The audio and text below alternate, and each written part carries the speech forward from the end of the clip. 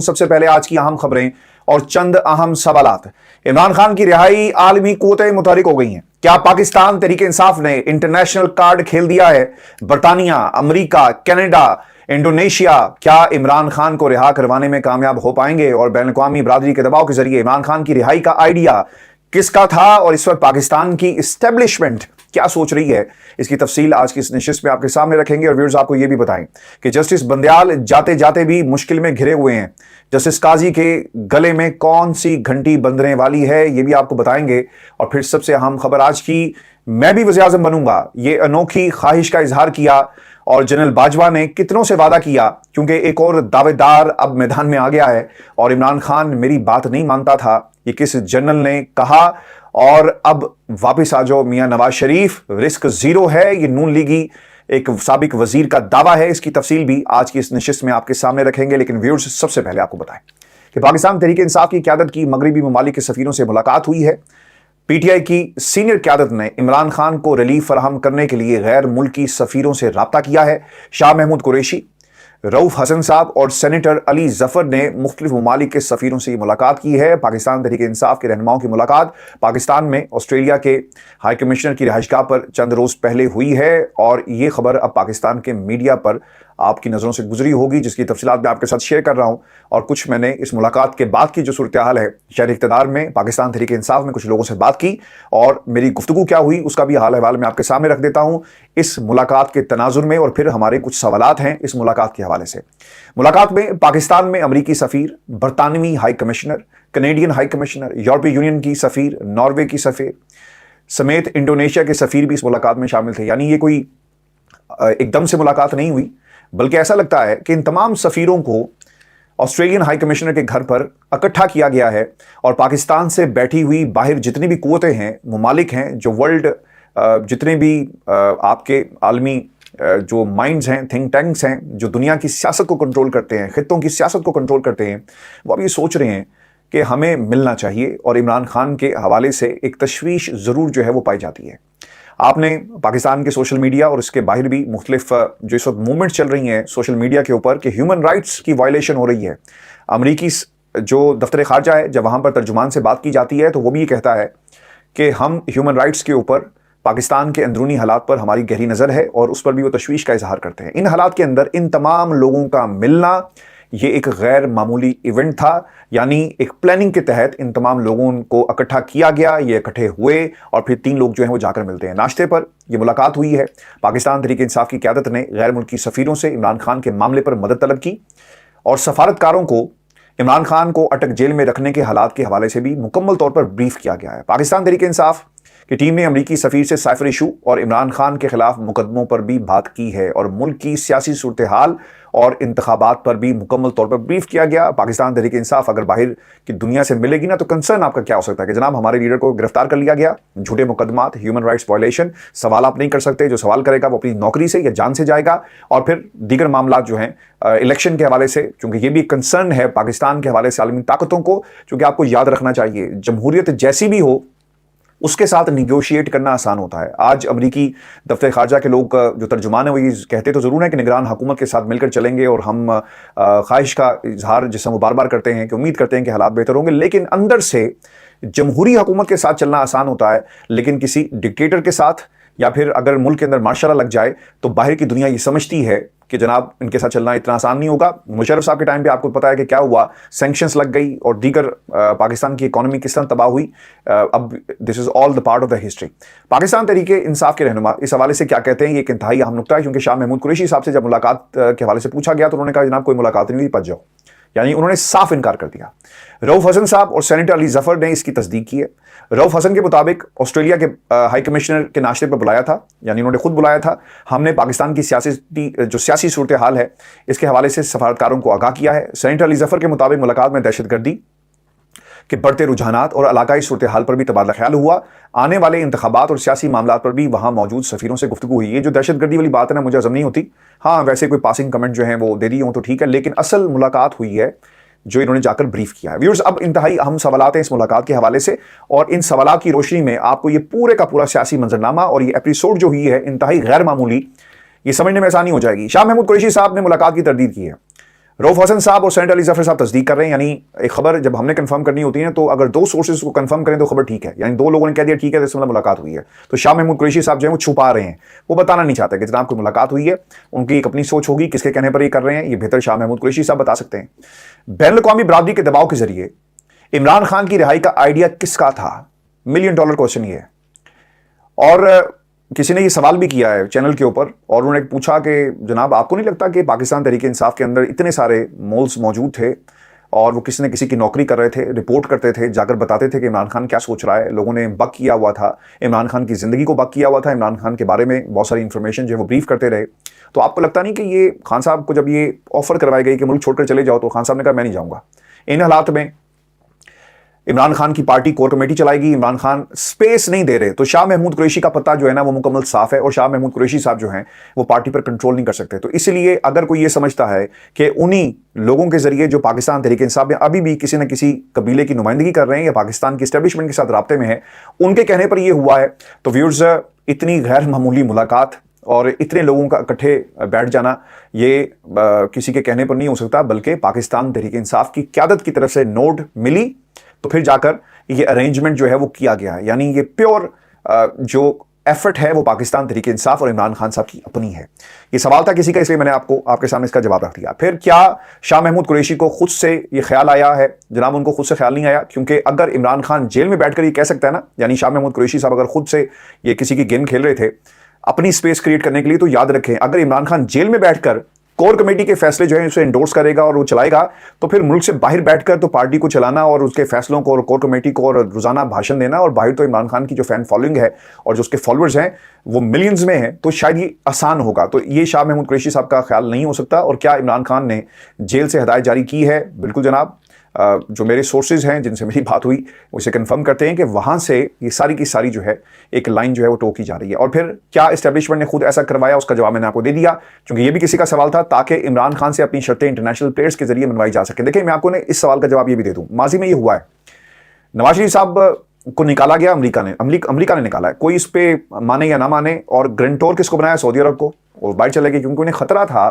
कि नवाज शरीफ के खिलाफ जो त्यारा हाईजैक का जो केस था और जिसमें सजा और जो मामला थे, ये ना हो कि इनको लटका दिया जाए और फिर मुल्क के अंदर वही हालात हों जो भुट्टो के टाइम में थे। तो इसीलिए गारंटीज देकर नवाज शरीफ को सऊदी अरब भेज दिया जाता है और इंटरनेशनल प्लेयर्स ने अपना ये किरदार जो है वो अदा किया। क्या एक अहम लीडर की बैनुल-अक़वामी ब्रोकर्स की जो एक एपिसोड है मुल्क बदरी का कोई प्लान बनाया जा रहा है?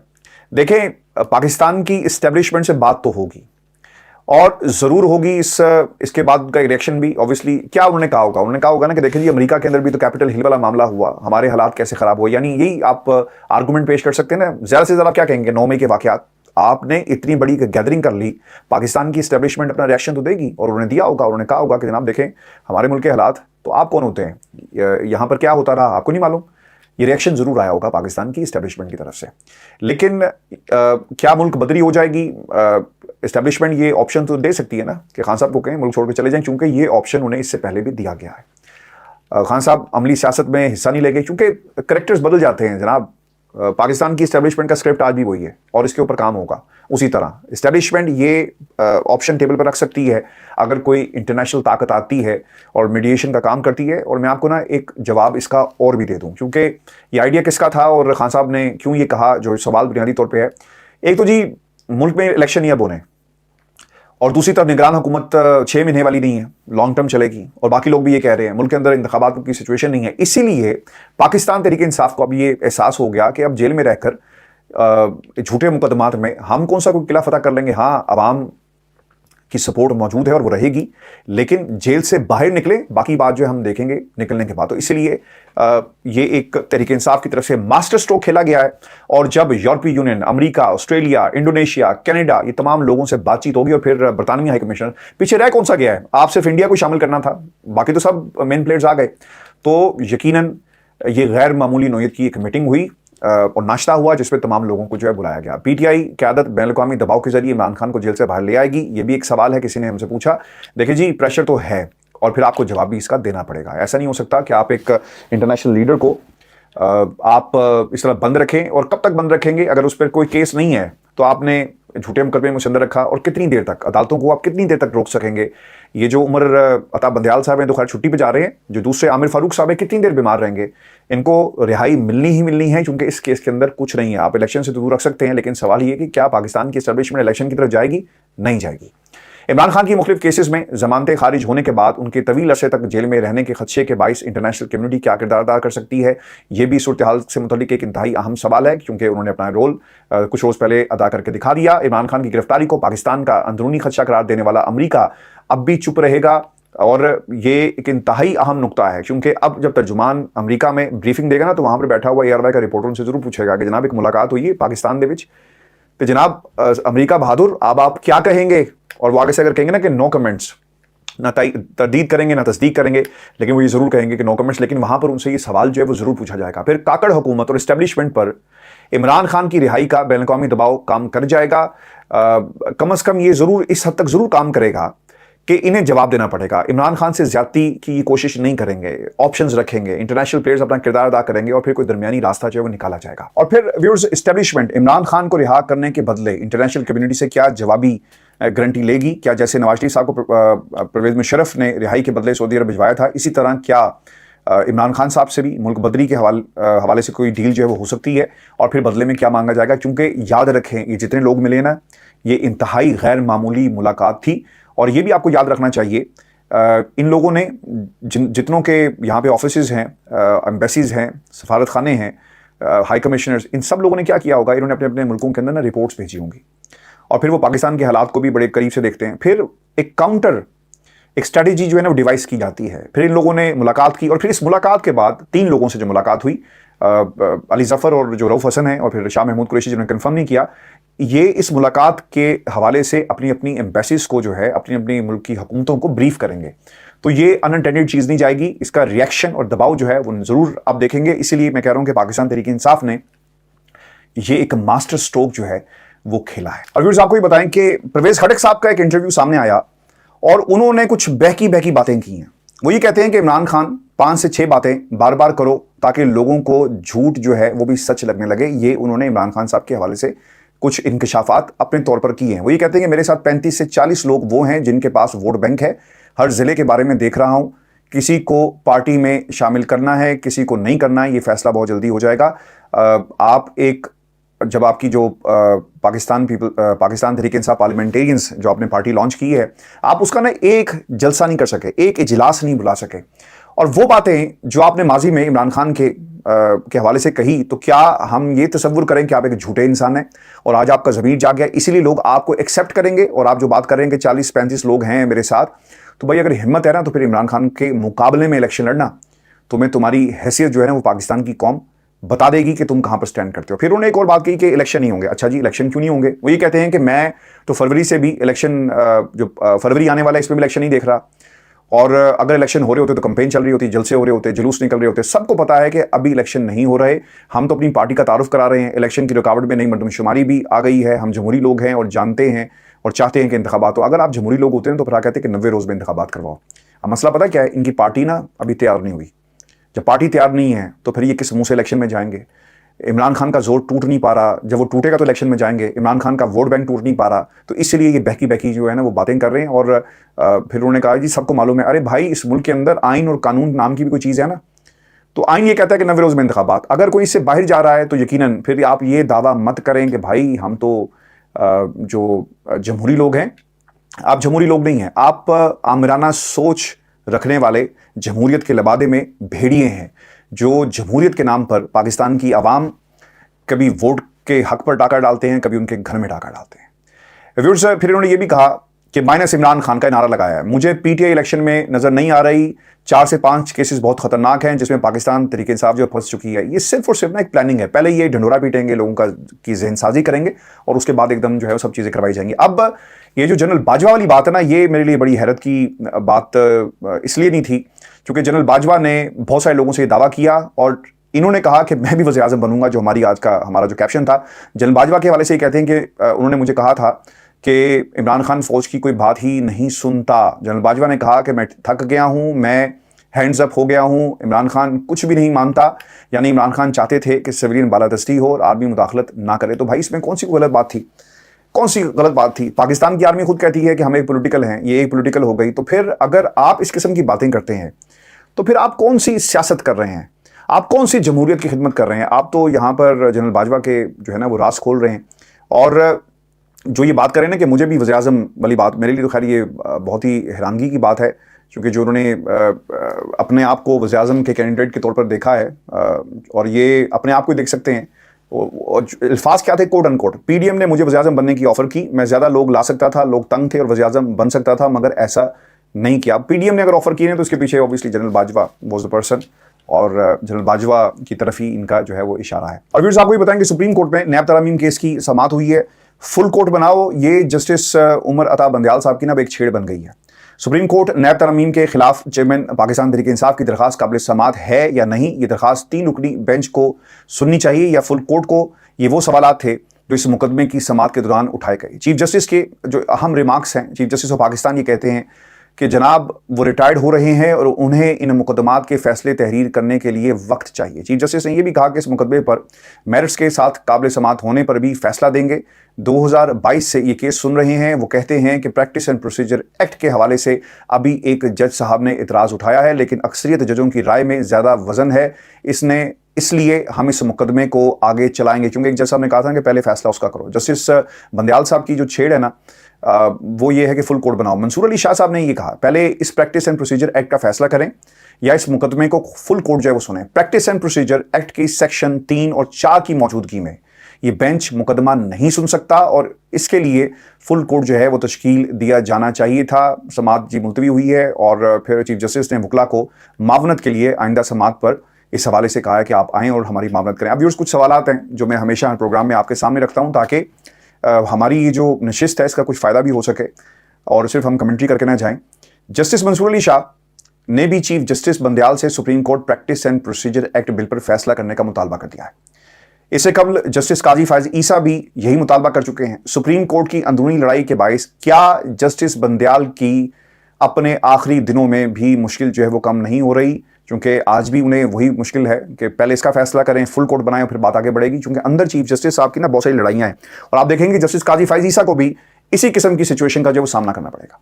Supreme court practice and procedure act पर अभी तक जस्टिस बंदयाल की सदारत में काम करने वाले बेंच ने फैसला क्यों नहीं दिया? फैसला आ जाना चाहिए था ना, कर लेते, क्या होगा?